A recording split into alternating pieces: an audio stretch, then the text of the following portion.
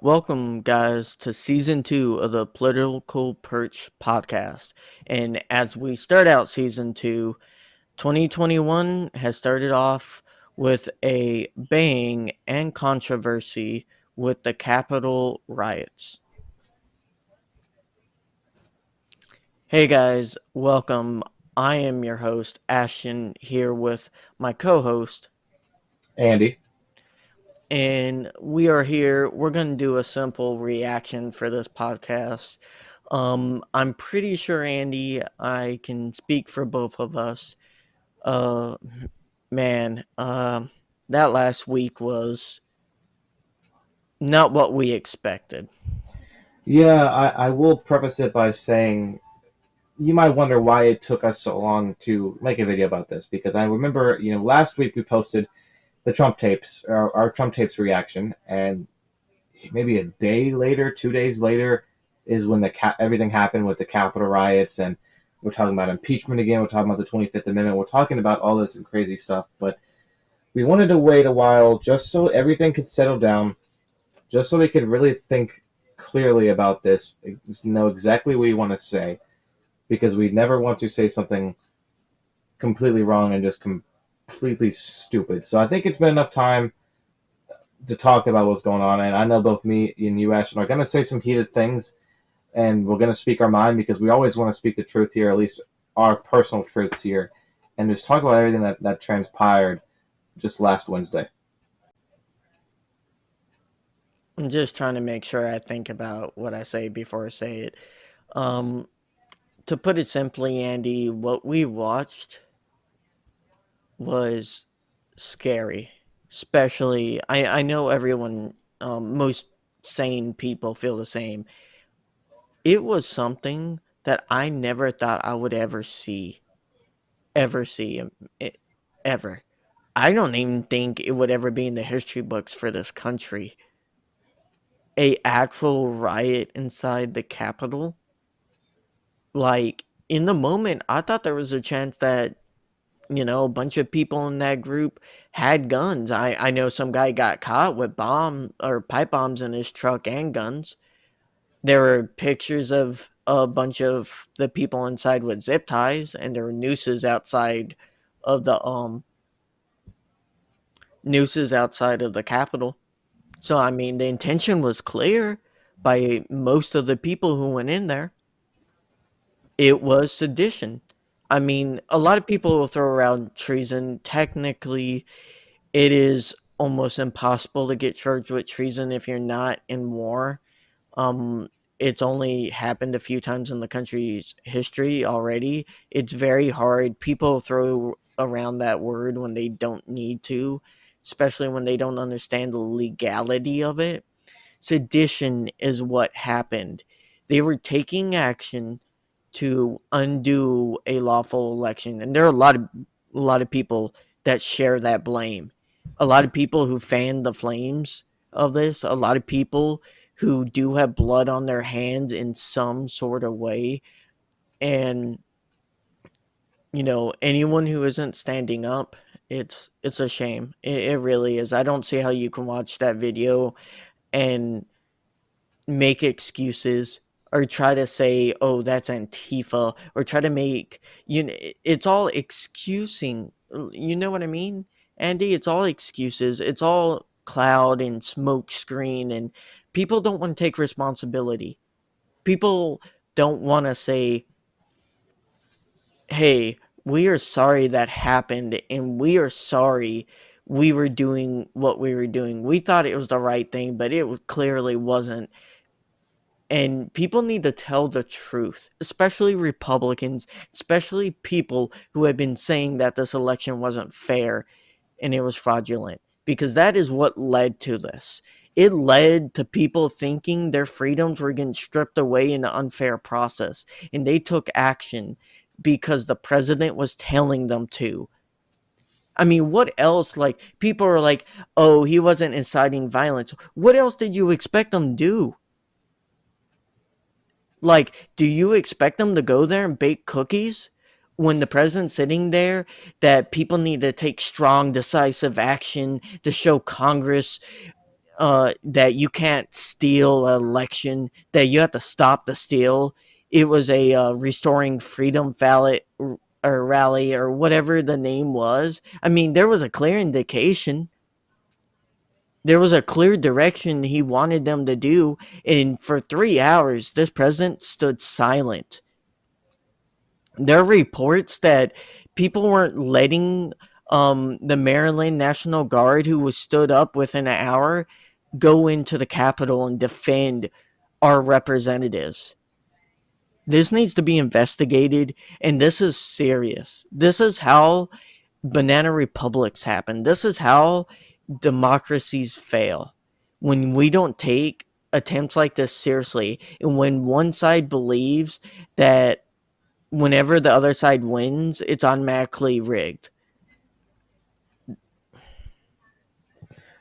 This, to me, all started November 4th in the wee hours of the morning, and I remember strongly, as normal a lot of Americans, fellow Americans, a lot of us were watching the election unfold, hoping for the best, expecting the worst in lots of cases. But after votes started coming back about, hey, it's not over, Biden, you have the mail-in votes, right? And you have Trump going, and he's doing was supposed to be a speech as simple as, we don't know what's going to happen, stay strong, confidence, right? Simple, something that Biden did. Didn't have to be too hard.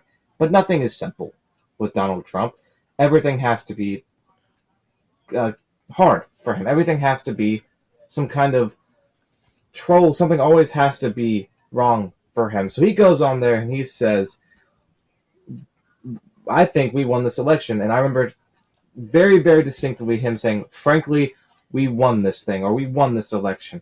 And the minute he said that, I got a gut punch in my stomach. I felt my stomach drop. I texted you what he was saying, how just disgusted I felt about what he was saying, these lies he's spewing about how he's trying to claim victory when there was no victory. And that's when all this started. Because the minute he said that there is percentage of the Republican Party, I'm not saying all the Republican Party is crazy. I'm not talking about the politicians, I'm talking about the members, just the normal everyday Americans. Most of them are fine people. But you have the percent that will listen to Trump like he is God himself and will do what he says regardless. And you see that as weeks upon weeks, tweets upon tweets of him saying, this election is rigged, this election was stolen. The whole MAGA movement, protest, save the party, save the election crap that was going to happen, that was planned. Literally hours before that, Trump saying he would never concede to this. That's not how this kind of thing works. Stuff like that. You're right, Ashton. What did they think was going to happen when you have crazy right-wing people coming together that will listen to whatever Trump says? You think they were going there to sing Kumbaya and do what the Vietnam protesters did? No, they're not the same. They were there because they felt the government was stealing an election, which it was not. There is no evidence whatsoever. He is like, what, 1 for 30 something in court cases, and the only one he did was some kind of leak out, like some kind of technicality thing that didn't, Pennsylvania, the Pennsylvania mail-in date after election it was didn't affect me. The point is, it didn't affect anything, and yeah. it's just ridiculous. And I'm very heated about it. I know, and I still strongly believe. I'm not going to say every single person was wrong, but any single person that stepped foot on the ground past a certain point, to me, automatically for me would be deemed terrorists. Period, because they were not there to do anything but take over the government and to destroy the government because they thought it was being some kind of cheated or some fake conspiracy theories. You have pictures and videos of people sitting in congressmen's chairs, sitting in the Senate hall where the vice president sits, and they're only facing.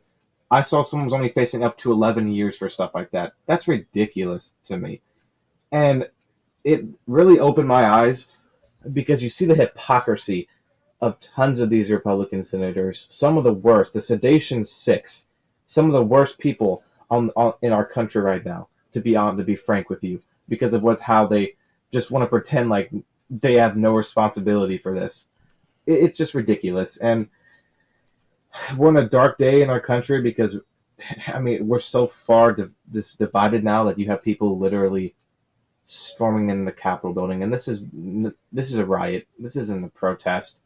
And the fact that it took hours to get any kind of backup on that in our government capitol building, the landmark of democracy to the world, and it took hours to get any help there.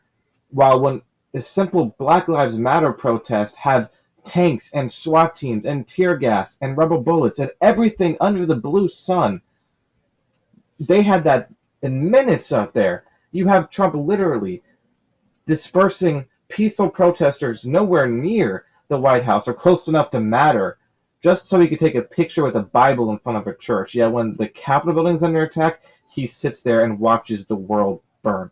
It's despicable. It's awful, and it's tough to fully grasp what really happened and how and why, and just it makes me mad just thinking about it. Well, he deserves to be the second president impeached. As we're recording this on Tuesday night, I believe they're going to have the impeachment vote on Wednesday. He's going to be the second president impeached. That vote will pass. And Mitch McConnell came out in favor of impeachment. He hasn't said if he's going to allow the Senate to come back and vote for removal. I hope he does. I hope this guy can never run for office again, because I don't care if you're a Republican, Democrat, conservative, or liberal. You have to understand you can't let this go without consequences. You just can't. And I hope every person who stepped foot in every camera got every amount of maskless face that they had. I hope every one of them goes to jail for 20, 30 years. I really do. Because to be honest, what should have happened was the second they broke through barriers, they should have been getting bullets shot at them. Yeah, And they're lucky because I heard some lady talking about, oh, this is the revolution. And, Colbert had a good point. In a real revolution, you get your head chopped off when you lose. And they are very lucky when they rushed in the Capitol, they didn't get shot. this is what. Because to be frank, what they tried to do is a coup. You Yeah, lost, and you went to the courts, and Trump went to the courts, and he lost by Trump appointed judges. You lost fair and square. So you need to get over it, and you need to try to gather yourself and not try to overthrow the government. it's a huge double standard, Ashton, because the fact that many of these people literally could just walk home after storming arguably the second most powerful building or second most important building in the entire country is insane to me. Imagine, and I know this is like, I'm going to start talking about racism, but I have to because it just makes me mad. Imagine if this was some kind of, let's just imagine that, flip the script and change the race. You think that those people would be walking out freely today, Ashton? Honestly? Oh no, it would have been a massacre. Exactly. I'm telling you right now, the military would have been called in within an hour, and you would have had probably a few thousand people dead. I'm not kidding. You would have a few thousand. Trump would have called the military in and had hundreds to thousands of people shot dead. And And let's not. to be honest, if that would have happened in a different context, but they rushed the White House, you can't. It would have been a tragic and terrible thing, but you can't fault the president for defending the White House in a certain context. But You the told me. problem is, like you said, the double standard is that he clearly didn't care that the Congress was under siege and did nothing. He just sat there, and that to me tells me he wanted them all to die. He wanted to take over the country, and that is a scary thing, because if he could have pulled, like, I don't think he would have pulled the trigger himself. He just wanted to sit there and let it happen, and if it happened, it happened, and he gained all the benefit. Two things. And one is it's despicable that it was the vice president, Mike Pence, who called the military and not the active president during the attempt of taking over the Congress of the United States, the Capitol building of the United States. Like you said, a coup. And two, let's not forget the context of this, because it's not like it was just some normal day in the Capitol, maybe just a couple congressmen, couple senators, their staff, a normal day. No, no. This was the certification of the election. Everyone knew that. meaning most and majority of all congressmen, the senators, everyone was there to certify this election. You think they did not know that and intend to do that at that time to try to stop said election? That is awful. That is, like you said, sedation. And these people need to be tried as terrorists, in my opinion. They were trying to dismantle our government, a system that has been free and fair for hundreds of years. If you don't like it that someone lost, sorry, you have wait 4 years and vote again. You don't just We're a get to go. joke.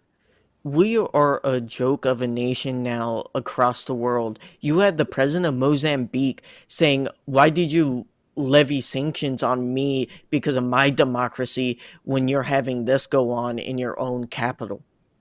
The president of Mozambique is lecturing us about democracy now. That's where we are.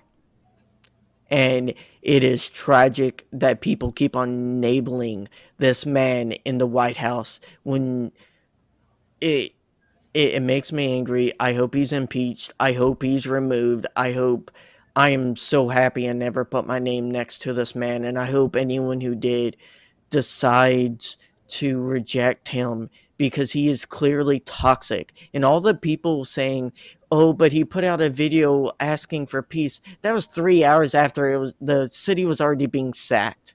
Sorry, crocodile tears in a fake video to not try to get yourself impeached is not going to protect him, and it nor should it. He needs to have consequences, and people, especially Republicans, need to start thinking about that. And you said the exact same thing because let's talk about a tweet he made before Twitter took down his Twitter. This was 6 o'clock that night when he was starting to finally have responses. And this is an exact tweet from Donald J. Trump. These are the things and events that happen when a sacred landslide election victory is so unceremoniously and viciously stripped away from great patriots who have been badly and unfairly treated for so long. Go home with love and peace. Remember this day forever. Does that seem like someone who's condemning them, telling them they're wrong? To me, that seems like him saying, "You did a good job today, but it's time to leave now." And that is the problem with the person in the seat. Do I think he called individuals and said, "Come help me take over the Capitol building"? I hope not. I want to believe it's not true. But his response is basically is congratulating them, saying, "Good job, patriots! You did it. You're saving the country." No, you're not. You're destroying the country, and you're destroying everything that you want to say you believe in. These Republicans that storm the Capitol want to say that police lives matter, but when the police try to hold them back, they didn't care one bit and ransack them. Give me a break. They're hypocrites in every sense of the word, and it just shows it. Yeah, it's it's sad to see a lot of the same uh deflection going on. I am happy some Republicans are starting, some are finding a spine, and if the Republican Party wants to have a chance to survive, they need to reject this man and do it now, because to me, yeah, the Republican Party is going to be strong with 35% of the American people, but 65% of it's going to completely reject us. Again, it's banana republic stuff. It's beneath this country. We used to get over elections when they didn't go our way and try to do better the next time, or try to change the results by volunteering and doing stuff like that. That isn't what this was. What I And want to say real quick, Ashton, is mhm. one of the worst people I think right now in all of American government is Ted Cruz, because it is a sad and kind of determinate, and you see who this man is. When he had more of a spine in the 2016 RNC, when he had kind of subtle jabs at Trump after he lost, and he had more of a spine to say stuff then than he did literally when the Capitol building of the country was being overthrown by a bunch of rioters and terrorists. That's the kind of man he is, and he is awful and needs to be removed.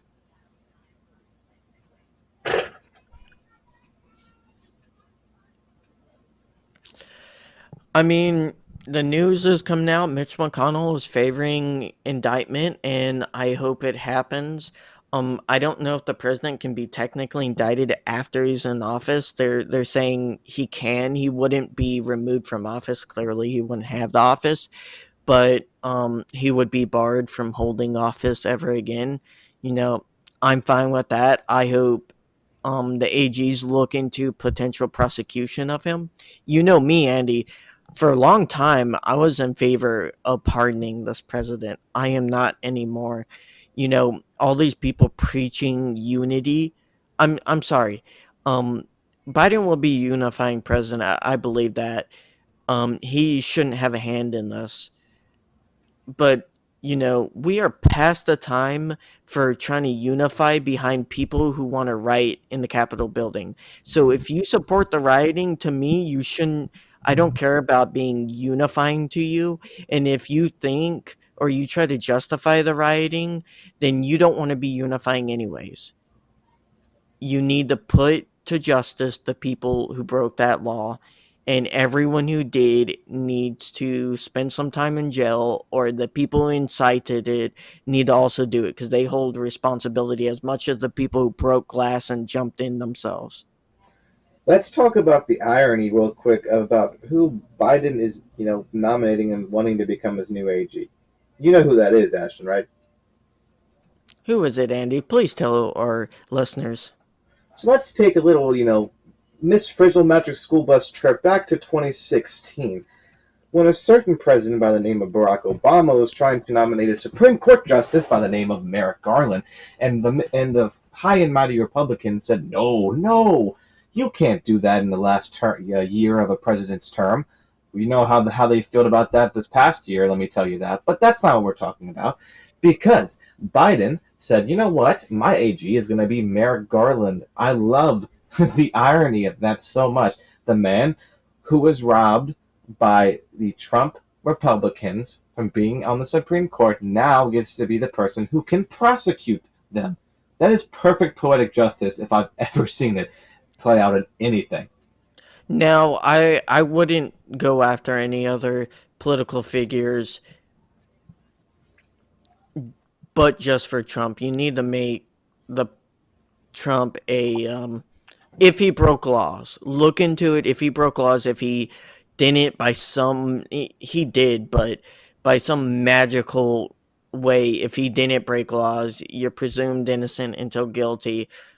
You let him go on his merry way. You just impeach him, indict him, or not indict him. You impeach him and basically make it where he can't run for any political office again and do this damage. Because, it's going to take time for the country to heal. That's clear. Yeah, Ashton, there is. I'm sure that there's illegal things he did. Look at the Trump tapes, man. I mean, calling the Secretary of State and the people that do the election and asking for more votes, that's borderline felony, if you ask me. Borderline Watergate scandal kind of stuff. So I'm sure that's also what he's trying to pardon almost everybody associated with him and his family. Maybe there's a reason why he's trying to pardon everybody close to him, because usually you don't pardon people that are close to you unless they did something wrong. I hope he pardons himself. That way he can get sued personally for all the deaths in the Capitol. And that's one of the reasons why his lawyers in the White House are arguing against him self pardoning, is because it would show liability in that he did something wrong. Self pardoning. That is the most crazy thing I've ever heard in my life. Like, how can you not, like, how can you support someone who will literally self pardon himself because he thinks that he's got stuff to hide if he's afraid. That's the problem. It's like every single time for the past 4 years, it feels like, I would say the first half of his presidency, it wasn't as crazy as the past 2 years. It was like, I don't like a lot of his politics, but I wouldn't say he was being this awful, worst president of history. But like 2019, 2020, it's like progressively he decided just to go off the deep end and become like just terrible. Mostly this past year was just the worst I've ever seen a president, definitely in my lifespan, but like anyone I've ever studied, anyone I've ever learned about. he's really close to being the worst just from what is happening right now. So I hope, like, every time we say it can't get worse, it somehow does. And there is not many more days in this presidency, and I really hope that this it can't get worse really does truly mean it can't get worse. Yep. Uh, I hope everyone besides that is having a little bit better of a year. Hopefully we can start focusing on other things. COVID, the new Biden administration coming in, new vaccine implementation, and hopefully we can start getting more positive news on this podcast. Looking forward to that. And we didn't get a chance to react to the Georgia Senate elections really. So we'll have more podcasts coming out. I hope everyone had great holidays. God bless us. Definitely God bless this country. It definitely needs it after all that has happened. Anything else, Andy? Nope, guys, just stay safe out there. Keep wearing those masks as we're trying our hardest to get through this COVID pandemic. Keep on doing those things you need to do because we're going to fight it and we're going to get through this. So stay safe out there, guys. Thank you for tuning in. If you want something that's a little bit more positive, go check out our tier rankings. We did state flags and we did all the presidents. That's a little bit fun. So go check that out on our YouTube channel as well. Thank you guys so much for joining us on the Political Perch podcast, and we'll see you guys next week.